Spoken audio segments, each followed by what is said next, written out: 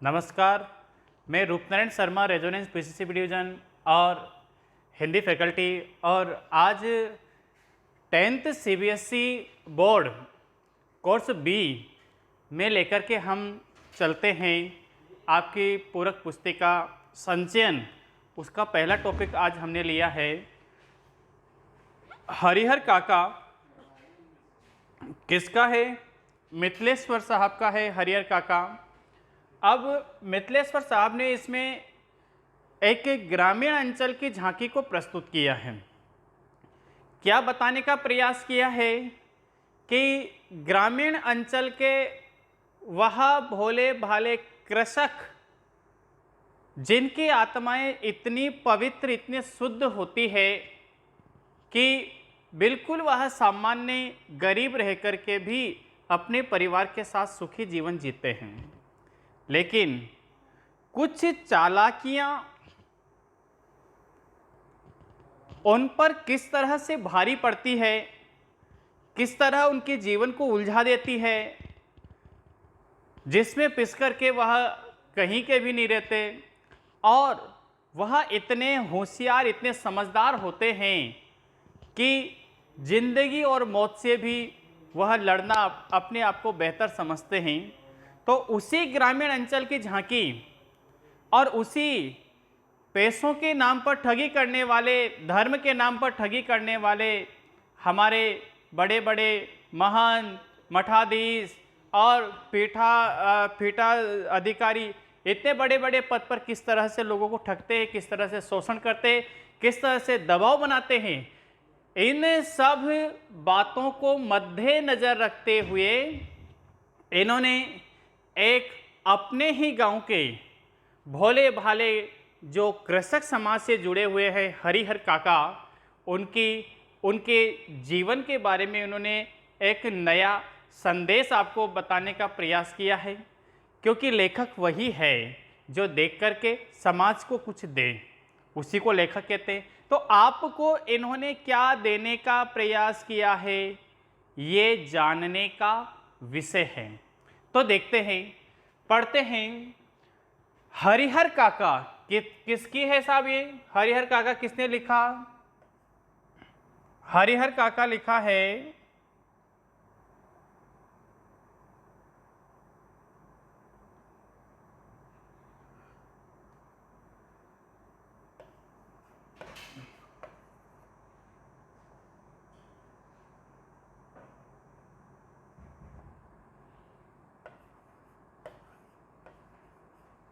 मिथिलेश्वर साहब का। मिथिलेश्वर साहब का है। इसके माध्यम से वह क्या लिखते हैं? इसके माध्यम से वह क्या लिखते हैं? वह अपने जीवन के अनुभवों को अपने शब्दों के माध्यम से आपके लिए उकेरते हैं और आपको नया जीवन संदेश देते हैं। देखो, हरिहर काका के यहाँ से मैं अभी अभी लौटा हूं।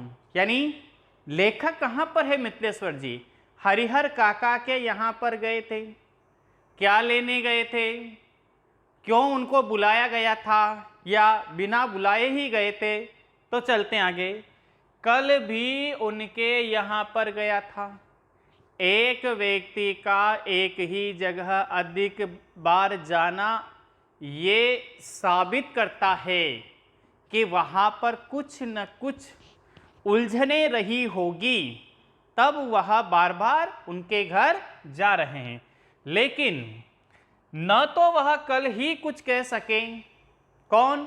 हरिहर काका, और न आज ही। इसका मतलब क्या है कि कल भी कुछ नहीं कहा, आज भी कुछ नहीं कहा। इसका मतलब वह गहन समस्याओं में उलझे हुए हैं। अब क्यों उलझे हुए हैं? दोनों ही दिन उनके पास में देर तक बैठा रहा, सोचता रहा कि इनसे कुछ पूछूं, क्यों आप उदास बैठे हुए हो, क्यों हमसे बात नहीं कर रहे हो, क्यों अपने मन की बात हमें नहीं बता रहे हो। लेकिन उन्होंने कोई बातचीत नहीं की। जब उनकी तबीयत के बारे में पूछा तो तब उन्होंने सिर उठाकर कह दिया, क्या? एक बार मुझे देखा, सिर उठाकर मुझे एक बार देखा, लेकिन फिर सिर झुकाया, लेकिन फिर दोबारा फिर सिर झुकाया तो दोबारा मेरी ओर नहीं देखा। हालांकि उनकी एक ही नजर बहुत कुछ कह गई। क्या? जिन यंत्रणाओं उलझन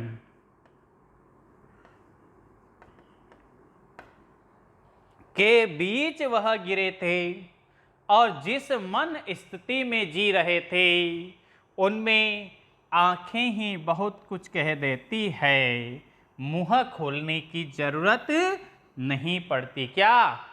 कि ये तय नहीं है, ये जरूरी नहीं है कि हर बात कहने की हो। किसी की परिस्थितियों को भी हम भांप करके अंदाजा लगा लेते हैं कि समस्या क्या है। यहां पर भी हरिहर काका मौन है, बात नहीं कर रहे हैं। इससे ये तय हो गया कि वह किसी न किसी गहरी समस्या में उलझ तो गए हैं, लेकिन उनको सुलझने का कोई मार्ग समाज के सामने, लेखक के सामने कोई हल नहीं पा रहा है। देखिए, हरिहर काका की जिंदगी से मैं बहुत गहरे से जुड़ा हूं साहब। भाई, अपना होता है वही तो अपने के बारे में सोचेगा ना। यहां पर जिंदगी से बहुत कुछ जुड़ा लगाव है। क्या लगाव है? अपने गांव में जिन चंद लोगों को मैं सम्मान देता हूं, जिन चंद लोगों को मैं सम्मान देता हूं, उनमें हरिहर काका भी एक हैं। हरिहर काका के प्रति मेरी आसक्ति यानी जुड़ाव। आसक्ति शब्द का मतलब क्या है? जुड़ाव। कैसे? अनेक व्यवहारिक और वैचारिक कारण है। भाई, लेखक और हरिहर काका के बीच कैसे संबंध बने, कैसे दोनों के बीच प्रेम और कैसे जुड़ाव हुआ, इसके कारण बहुत सारे कारण हैं, जिनमें से प्रमुख 2 कारण आपके सामने हैं। कौन सा? एक तो यह कि हरिहर काका मेरे पड़ोस में रहते हैं। पहला कारण तो क्या है? पड़ोसी है। दूसरा कि मेरी माँ बताती है कि हरिहर काका बचपन में मुझे दुलार करते थे।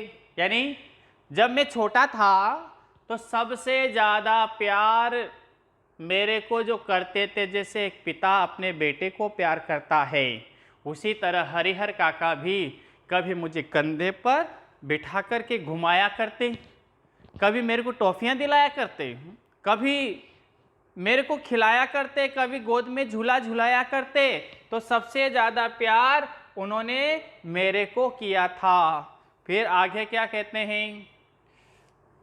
अपने कंधे पर बिठाकर घुमाया करते थे।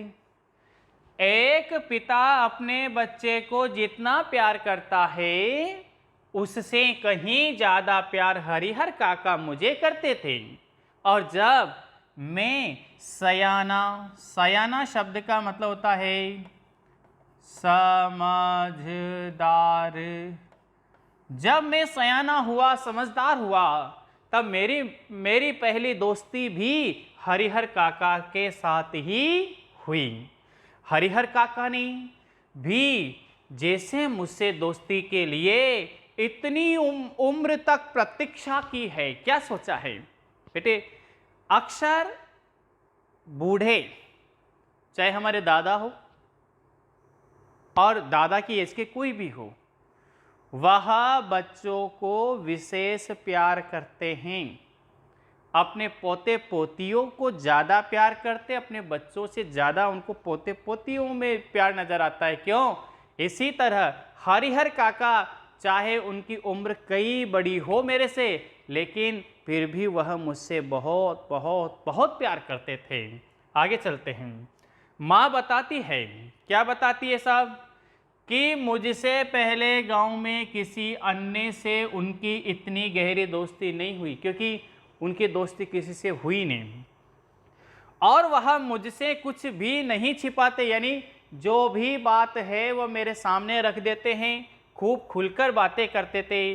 लेकिन फिलहाल मुझसे भी कुछ कहना उन्होंने बंद कर दिया। इसका मतलब क्या है कि जब मनुष्य का अपने ही लोगों के प्रति विश्वास उठ जाता है तो वह किसी से भी अपने मन की बात को नहीं करता है। यानी लेखक उनसे बचपन से जुड़ा हुआ है, फिर भी उनको अब संसार के किसी भी व्यक्ति पर विश्वास नहीं है, अपने परिवारजनों पर भी नहीं, और यहाँ तक कि अब तो लेखक पर भी विश्वास नहीं है। अब ऐसा कारण क्यों है कि मानव दूसरों पर विश्वास करना छोड़ देता है? इसके लिए ये कहानी पढ़ना जरूरी है। आज के परिवेश को देखते हुए उनकी इस स्थिति ने मुझे चिंतित कर दिया। यानी ऐसी कौन सी बात हो गई जो वो मेरे को भी नहीं बता रहे हैं। जैसे कोई नाव, उदाहरण दिया कि जैसे कोई नाव, बहुत ही अच्छा उदाहरण है, बीच मझधार, मझधार यानी होता है बीचों बीच में फंसी हो और उस पर सवार लोग चिल्ला कर भी अपनी रक्षा न कर सकते हों। यानी नाव चल रही है और नदी के बीच में रुक गई। अब वो चिल्ला रहे, न तो उस तट के सुन पा रहे, न उस तट के सुन पा रहे, वो बीचों बीच न तो आवाज़ पहुंचती है, यानी उनको अपनी जीवन लीला वहीं समाप्त करनी पड़ती है। इसी तरह हरिहर काका भी जिंदगी की उलझनों के बीचों बीच फंसे हुए, न तो वह अपनी रक्षा की पुकार उधर कर सकते हैं, न वह अपनी रक्षा की पुकार इधर कर सकते, यहाँ तक कि लेखक से भी नहीं कर सकते, क्योंकि उनकी चिल्लाहट दूर तक फैले सागर के बीच उठती गिरती लहरों में विलीन, विलीन शब्द आया है। विलीन का मतलब होता है लुप्त हो जाने के अतिरिक्त कर ही क्या सकती है। मौन होकर जल समाधि लेने के अतिरिक्त कोई दूसरा विकल्प, यानी विकल्प नहीं है। इसका मतलब क्या है कि जब व्यक्ति उलझ ही जाता है, उसको कहीं से कोई रास्ता दिखाई नहीं देता, तो वह अपने आप को हाथ जोड़ करके पानी में डुबकी लगा लेता है और जल समाधि ले लेता है। यहाँ पर भी हरिहर काका ने सबसे अच्छा उपाय मौन रहना ही स्वीकार किया, क्योंकि वह भी क्या ले चुके हैं? मौन समाधि ले चुके हैं। अब आगे चलें। लेकिन मन इसे मानने को कतई कोई तैयार नहीं है। जाने जीने की लालसा की वजह से बेचैनी, छटपटाहट बढ़ गई हो, कुछ ऐसी ही स्थिति के बीच हरिहर काका गिर गए हैं। यानी उनके सामने ऐसी दुविधाएं आ चुकी है कि वह चाह रहे हैं लेकिन वह उस समस्या से, उस उलझन से निकल नहीं पा रहे हैं। अब कौन सी दुविधा है साहब? उसका आगे स्पष्टीकरण दिया। पहले तो क्या समस्या रही इसके बारे में जिक्र नहीं किया। इन्होंने लेखक और हरिहर काका के बीच जो संबंध है वो पहले पेज में दर्शा दिया। अब क्यों बात नहीं कर रहे उसका स्पष्टीकरण देखो। हरिहर काका के बारे में मैं सोचता हूँ लेखक के विचार क्या हैं, तो मुझे लगता है कि वह यह समझ नहीं पा रहे हैं कि कहे तो क्या कहें। अब कोई ऐसी बात नहीं जिसे कहकर वह अपने मन को हल्का कर सके। उन्हें चारों रास्ते बंद दिखाई दे रहे हैं जिंदगी के, सुलझन का कोई मार्ग उनको दिखाई नहीं दे रहा है। कोई ऐसी चीज उगती नहीं जिसे कहकर वे मुक्ति पा सके। हरिहर काका की स्थिति में मैं भी होता, यदि उनकी जगह और भी होते और औरों की जगह मैं भी होता, तो निश्चय ही किसका शिकार हो जाता? तो निश्चय ही गूंगेपन का शिकार हो जाता। गूंगेपन का शिकार होने का मतलब है जिस तरह गूंगा व्यक्ति कभी बोल नहीं पाता ताउम्र उसी तरह में भी अपनी समस्याएं मन से खुलकर किसी के भी सामने प्रकट नहीं कर सकता था। देखो आगे, हरिहर काका इस स्थिति में कैसे फंस गए? अरे कैसे फंसे? रीजन क्या है? यह कौन सी स्थिति है? इसके लिए कौन जिम्मेवार है? यह सब बताने से पहले मैं अपने गांव का और खासकर अपने गांव की ठाकुरबाड़ी, ठाकुरबाड़ी क्या एक मंदिर, एक मंदिर का भवन का संक्षिप्त शब्द का मतलब होता है छोटा सा। संक्षिप्त परिचय में आपको दे देना उचित समझता हूं, क्योंकि उसके बिना तो यह कहानी कैसी रह जाएगी? अधूरी। यानी पहला संबंध किससे जुड़ा? हरिहर काका मौन हो गए। इसका मतलब है कि मौन होने में, उलझन में सबसे पहली जिम्मेदारी किसकी बताई? ठाकुरबाड़ी का नाम आया। यानी हरिहर काका का रिलेशन ठाकुरबाड़ी से कुछ न कुछ जरूर रहा होगा। तो देखें वो रिलेशनशिप देखते हैं उनकी। मेरे गांव में बहुत अच्छा है, मेरे गांव कस्बाई शहर आरा से 40 किलोमीटर की दूरी पर है। कहां पर? कस्बाई शहर आरा के 40 किलोमीटर की दूरी पर हसन बाजार बस स्टैंड के पास। गांव की कुल आबादी 2500-3000 हजार होगी साहब। कितनी आबादी है उनके गांव की? 2500-3000 हजार। गांव में 3 प्रमुख स्थान है साहब। गांव के पश्चिम के किनारे एक बड़ा सा तालाब है पश्चिम में। गांव के मध्य में एक पुराना बरगद का पेड़ है और गांव के पूरब में ठाकुर जी का विशाल मंदिर है। क्या है? ठाकुर जी का विशाल मंदिर है, जिसे गांव के लोग क्या कहते हैं? ठाकुरबाड़ी कहते हैं। अब ठाकुरबाड़ी को लेखक ने यहाँ पे क्यों लिया? ठाकुरबाड़ी को इसलिए लिया है कि हरिहर काका की उलझन में कहीं ठाकुरबाड़ी का तो कोई हाथ नहीं है। तो बिल्कुल चलें, किसका हाथ है? पहले इन्होंने ठाकुरबाड़ी का वर्णन किया है कि ठाकुरबाड़ी कैसी है, कैसे बनी साहब, उसका अस्तित्व गांव में कैसे आया, इतना बहुत बड़ा भवन कैसे बन गया साहब। तो मैं इस ठाकुरबाड़ी की स्थापना कब हुई, इसकी ठीक ठीक जानकारी किसी को नहीं है। कब हुई इसके बारे में कोई नहीं जानता। इस संबंध में गांव में जो कहानी प्रचलित है, गांव के लोगों से मैं मेरा बचपन था जिसके पहले हो चुकी थी। मैंने गांव के लोगों से पूछा कि ठाकुरबाड़ी कैसे बनी, तो गांव के लोगों ने क्या कहानी प्रचलित है? वहाँ यहाँ की वर्षों पहले जब यह गांव पूरी तरह बसा नहीं था, कहीं से एक संत आकर इस स्थान पर झोपड़ी बना रहने लगे थे। वह सुबह शाम यहाँ ठाकुर जी की पूजा करते थे,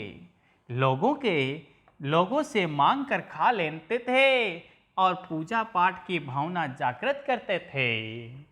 फिर बाद में लोगों ने चंदा क्या होता है? जब हम समाज से कुछ पैसे, कुछ धन एकत्रित करते हैं किसी भी सामाजिक विकास के लिए या धार्मिक विकास के लिए, तो उसको नाम दिया जाता है चंदा वसूलना। और वह स्वेच्छा पर निर्भर है, उस पर दाब दबाव नहीं होता है। जिसकी जैसी श्रद्धा होती है वह उतने ही पैसे दे देता है। चंदा करके यहाँ ठाकुर जी का एक छोटा सा मंदिर बनवा दिया।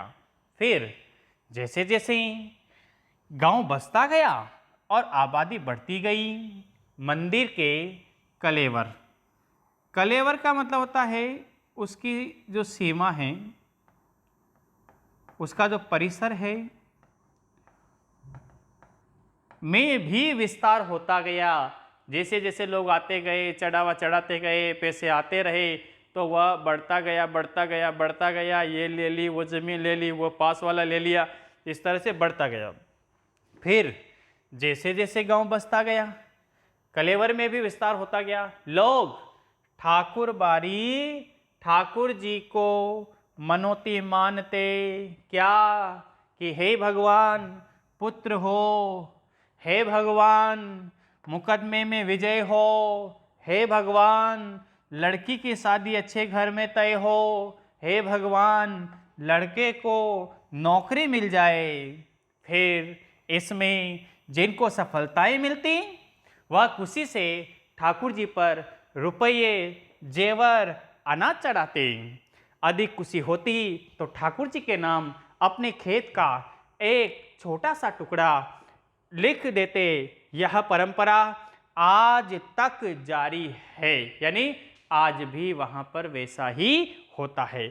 अधिकांश लोगों का विश्वास है कि उन्हें अच्छी फसल कैसे होती है। अधिकांश लोगों का विश्वास है कि उनके अच्छी फसल होती है तो ठाकुर जी की कृपा से होती है। किसकी कृपा से होती है? ठाकुर जी की कृपा से होती है। मुकदमे में जीत हुई तो ठाकुर जी के चलते। अरे लड़की की शादी अच्छे परिवार में इसलिए जल्दी तय हो गई क्योंकि ठाकुर जी की मनौती मनाई गई थी। लोगों के इस विश्वास का यह परिणाम है कि लोग के गांव की अन्य चीज़ों की तुलना में ठाकुर बारी का विकास 1000 गुना, कितने गुना? 1000 गुना अधिक हुआ। अब तो यह ठाकुर बारी से ही पहचाना जाता है। यह ठाकुर बारी न सिर्फ मेरे गांव की ही एक बड़ी और विशाल ठाकुर बारी है, बल्कि पूरे इलाके में इसकी जोड़ की ठाकुर बारी नहीं है। ठाकुर जी के नाम पर 20 बीघा खेत है। कितने बीघा? 20 बीघा खेत है। धार्मिक लोगों की एक समिति बनी हुई है जो ठाकुर बारी की देख रेख और संचालन का मतलब होता है चलाना के लिए प्रत्येक 3 साल के लिए एक महंत, एक पुजारी की नियुक्ति का मतलब होता है लगाया गया, नियुक्ति करता है। इसका मतलब देखो, मंदिर एक छोटा सा होता है तो उसको हर कोई संभाल लेता है। जैसे जैसे मंदिर विस्तार होता जाएगा, फिर समितियां, कमेटियां बनी जाएगी, फिर उसके पद बनेंगे। ये कोषाध्यक्ष, ये अध्यक्ष, ये सचिव, ये महासचिव, ये उप कोषाध्यक्ष, ये महंत, ये पुजारी, ये सेवक, ये गण, ये दूसरा, ये तीसरा, यानी उसमें लगभग 150 आदमी काम करने लग जाते हैं। फिर इस तरह से उस संस्था, उस ठाकुर बारी इतना रहा कि अपने गांव की नहीं, पूरे आसपास के गांव में इससे बड़ी ठाकुर बारी कहीं भी नहीं थी। इसलिए यहाँ पर लोग उस गांव को भी ठाकुर बारी के नाम से ही जानते थे। फिर आगे चलें। ठाकुर बारी में काम करने वाले, देखो समाज में अच्छे बुरे सभी तरह के लोग हैं। जैसा संस्था का मालिक होगा, नौकर भी वैसे ही होंगे, कर्मचारी भी वैसे ही होंगे। ठाकुर बारी का काम लोगों के अंदर क्या था? ठाकुर जी के प्रति भक्ति भावना पैदा करना तथा धर्म से विमुख यानी होता है अलग, धर्म से अलग हो रहे लोगों को रास्ते पर लाना है। ठाकुर बारी में भजन कीर्तन की आवाज बराबर गूंजती रहती है। अरे गांव में जब बाढ़ या सूखे की चपेट आ जाता है तो ठाकुर बारी के अहाते का मतलब होता है बरामदे में तंबू लग जाता है। लोग और ठाकुर बारी के साधु संत अखंड हरि कीर्तन शुरू कर देते हैं। इसके अतिरिक्त गांव में किसी भी पर्व त्योहार, आपको एक बात और समझा देता हूं, यह त्योहार जो शब्द है ये बिल्कुल अशुद्ध है। त्योहार में एक मात्रा आती है। पर्व और त्योहार की शुरुआत ठाकुर जी से ही होती है। अरे होली के सबसे पहला गुलाल भी ठाकुर जी को लगाया जाता को ही चढ़ाया जाता है और दिवाली का पहला दीप ठाकुर बाड़ी में ही जलता है। जन्म, शादी और जनेऊ के अवसर पर अन्न वस्त्र की पहली भेंट ठाकुर जी के नाम पर की जाती है। ठाकुर जी के ब्राह्मण साधु संत व्रत कथाओं के दिन घर घर घूमकर कथा वाचन करते हैं। लोगों के खलिहान क्या होता है? जहाँ पर पशुओं के लिए भूसा और पशुओं को बांधा जाता है और खेतों की जो पैदावार है जिसको वहाँ पर रखा जाता है, सुखाया जाता है, उसको खलिहान कहते हैं। जब फसल की दौनी यानी निकलना, जब गेहूँ निकलते हैं और कोई भी खाद्यान्न निकलता है होकर अनाज की ढेरी तैयार होती है यानी ढेर लगा देते हैं, तब ठाकुर जी के नाम क्या निकालते हैं? अगवन। अगुम का मतलब होता है कुछ भाग, किस आशा पे कि ये जो हमें फसल दी, इतना अनाज दिया, वो ठाकुर जी की कृपा से ही दिया है, इसलिए उनके नाम का कुछ अनाज निकाल कर ही लोग अनाज अपने घरों में घर ले जाते हैं। फिर आगे चलो, ठाकुर बाड़ी के साथ अधिकांश लोगों का संबंध बहुत ही घनिष्ठ है। भाई क्यों है? देखो क्यों है कि ग्रामीण अंचल के लोग पढ़े लिखे नहीं होते, उनमें इतना ज्ञान नहीं होता, कृषक समाज से जुड़े होते हैं, वह अपना अंतिम छोर ईश्वर को मानते हैं, यूँ समझते हैं कि जीवन का आधार ही ईश्वर है। चाहे ईश्वर के नाम उनको कितना ही लूटो, लेकिन उनके मन में तो कूट कूट के भरा हुआ है कि ईश्वर ने ही तो हमें खाने के लिए दिया है, ईश्वर ने संतान दी, ईश्वर ने अच्छे घर में विवाह संस्कार दिए, यानी जो मैं हूँ वह ईश्वर का ही अस्तित्व है। और वह ईश्वर को कहाँ ढूंढते हैं? मंदिरों में। घनिष्ठ है सब, मन और तन दोनों स्तर पर। मन से भी मानते हैं, अब जब मंदिर को बनाने का काम आता है तो सारे के गांव वाले चले जाते हैं, एक पत्थर ला रहा है, एक सिर पे तगारी लेके आ रहा है और वो सारे श्रमदान भी करते हैं। कृषि कार्य से अपना बचा हुआ समय कहाँ पर? ठाकुर बाड़ी में ही बिताते हैं। ठाकुर बाड़ी में साधु संतों का प्रवचन सुन और ठाकुर जी का दर्शन कर वे अपना यह जीवन क्या मानते हैं? सार्थक, यानी जीवन उद्देश्य मानते हैं कि इस तरह का जीवन जीना चाहिए। उन्हें महसूस होता है कि ठाकुर बाड़ी में प्रवेश करते ही वे पवित्र हो जाते हैं। अरे उनके पिछले सारे पाप अपने आप खत्म हो जाते हैं। कौन मानते हैं इसे? ग्रामीण अंचल के लोग जो कृषक समाज से जुड़े हुए हैं। परिस्थितियां वश देखो, समय परिवर्तनशील है। अरे परिस्थिति वश इधर हरिहर ने ठाकुर बाड़ी जाना बंद कर दिया था। भाई कौन सी परिस्थिति आ गई, कौन सी कठिनाई आ गई कि हरिहर काका ने मंदिर जाना ही बंद कर दिया? सारे गांव के लोग जाते, वो नहीं जाते। क्यों नहीं जाते? पहले वह अक्सर ही ठाकुर बाड़ी में जाते थे मन बहलाने के लिए। कभी कभी ठाकुर बाड़ी में मैं भी जाता हूँ, लेकिन वहाँ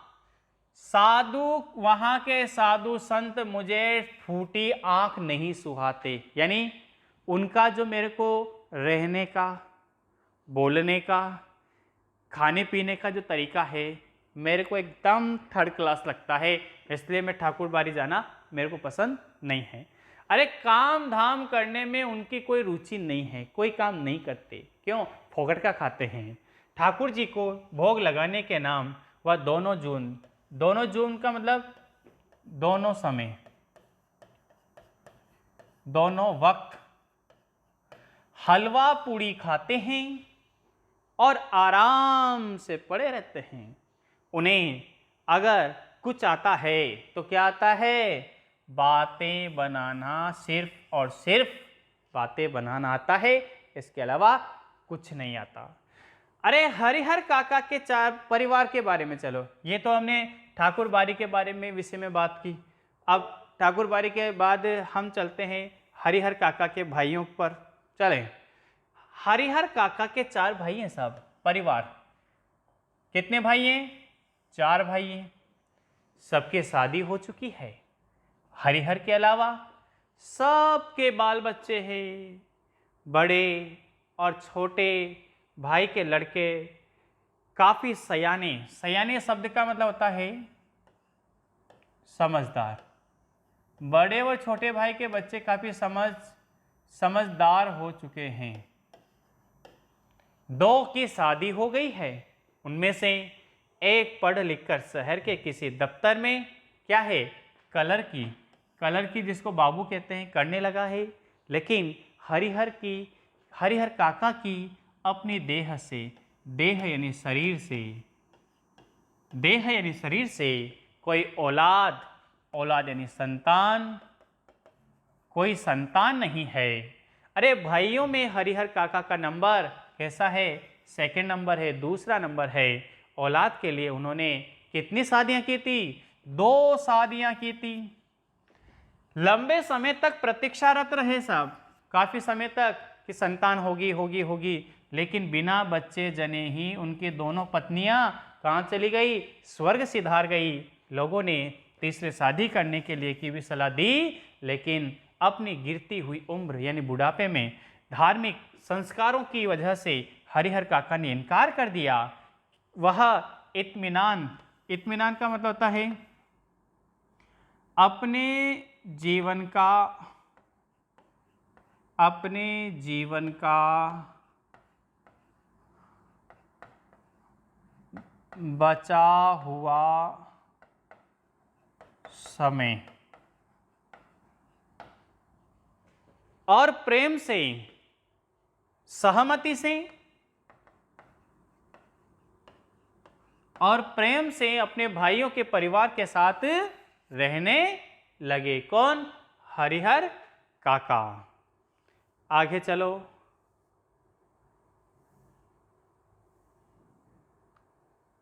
ठीक है, यहां तक और पढ़ लेते हैं। हरिहर काका के परिवार के पास कुल कितने बीघा? 60 बीघा खेत है, 60 बीघा। अब कितने भाई हैं भाई? 4 भाई हैं। एक के हिस्से में कितनी आएगी? 15 बीघा। प्रत्येक भाई के हिस्से में 15 बीघे पड़ेगी। कृषि कार्य पर ये लोग निर्भर है, शायद इसीलिए अब तक संयुक्त परिवार के रूप में रहते आ रहे हैं। ये बात समझ में आ गई आपको? समझ में आ गई?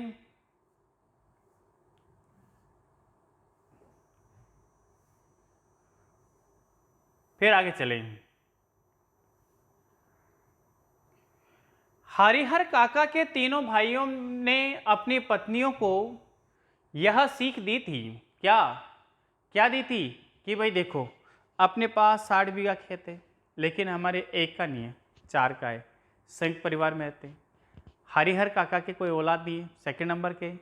अब उनकी सेवा में कोई कमी नहीं रहनी चाहिए। ये किसको समझा दिया? अपनी पत्नियों को समझा दिया।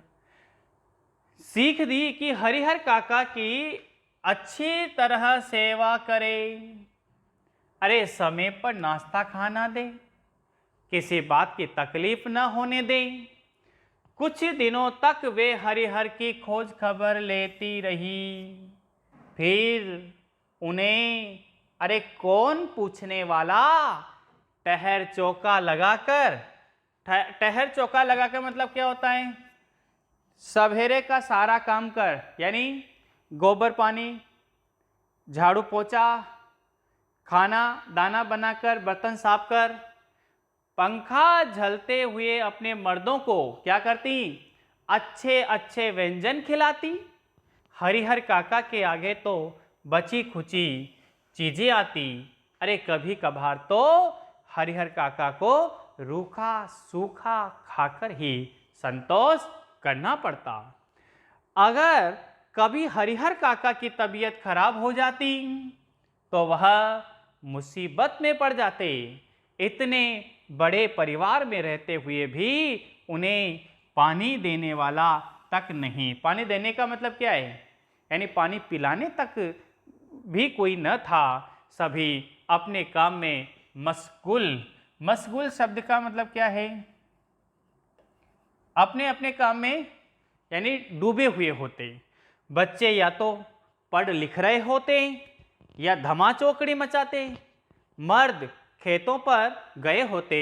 औरतें हाल पूछने भी नहीं आती। अरे दालान, दालान यानी बाहर की बैठक में, दालान के कमरे में अकेले पड़े हरिहर काका को स्वयं उठकर अपनी जरूरतों को पूर्ति करनी पड़ती। ऐसे वक्त अपनी पत्नियों की याद कर कर के हरिहर काका की आंखें भर आती। भाइयों के परिवार के प्रति मोह भंग यानी भाइयों के परिवार के प्रति किस तरह से उनका मन टूटा। मोह भंग की शुरुआत इन्हीं क्षणों में हुई थी और फिर एक दिन तो विस्फोट हो गया। क्यों? उस दिन हरिहर काका की सहन शक्ति ने जवाब दे गई। उस दिन शहर में कौन? शहर में कलर की करने वाले भतीजे का एक दोस्त गांव आया था साहब, जो शहर में रहता था। वह शहरी बाबू एक दोस्त लेकर के आया। उसी के आगमन के उपलक्ष्य में, देखो जब अतिथि शहर से कोई दोस्त आ रहा है तो उसके आगमन के उपलक्ष्य में क्या बने? 2-2, 3-3 तरह की सब्जी, वाह, बटके यानी चने, चटनी और रायता आदि बने थे। हरिहर काका, बीमारी से उठे हरिहर काका का मन स्वादिष्ट भोजन के लिए बेचैन था। मन ही मन उन्होंने अपने भतीजे के दोस्त की सराहना की, जिसके बहाने उन्हें अच्छी चीजें खाने को मिलने वाली थी। लेकिन बातें बिल्कुल विपरीत हुई। बिल्कुल विपरीत कैसे हुई? सबों ने खाना खा लिया, उनको कोई पूछने तक नहीं आया। उनके तीनों भाई खाना खाकर खलियान में चले गए। क्यों चले गए? दौनी हो रही थी, यानी गेहूं निकाले जा रहे थे, गेहूं साफ किए जा रहे थे। वे इस बात के प्रति निश्चिंत थे कि हरिहर काका को तो खाना पहले ही खिला दिया गया होगा। अंत में हरिहर काका ने स्वयं दालान के कमरे से निकलकर हवेली में प्रवेश किया। तब उनके छोटे भाई की पत्नी ने रूखा सूखा खाना लाकर उनके सामने परोस दिया। क्या? भात, मट्ठा और अचार। बस हरिहर काका के बदन में अरे जैसे आग लग गई। उन्होंने थाली उठाकर आंगन में फेंक दी। झन की तेज आवाज के साथ आंगन में थाली गिरी। भात चावल बिखर गया। विभिन्न घरों में बैठी लड़कियां, बहुए सब एक ही साथ बाहर निकली। कि हुआ क्या ऐसा? बाहर निकल आई। हरिहर काका गरजते हुए हवेली के दालान की ओर चल पड़े। अरे समझ क्या रही हो? अरे समझ रही हो कि तुम मुफ्त का खिलाती हो। मैं अपने मन से यह बात निकाल देना, तो अपने मन से मुक्का खिलाती हो तो अपने मन से यह बात निकाल देना कि मेरे हिस्से के खेत की पैदावार इसी घर में आती है और उसमें तो मैं 2-4 नौकर रख लूं, आराम से खाऊं, तब भी कमी नहीं होगी। मैं अनाथ नहीं, अरे बेसहारा नहीं हूं। मेरे धन पर तुम सब मौज कर रही हो, लेकिन अब मैं तुम सबको बताऊंगा। आदि ये सारी बातें उन्होंने कही। तो बच्चों आज इतना ही। सभी बच्चों के लिए बहुत बहुत धन्यवाद। पेज नंबर 5 तक हमने पढ़ा। ठीक है, समझ में आया? बहुत बहुत धन्यवाद। थैंक यू बेटे।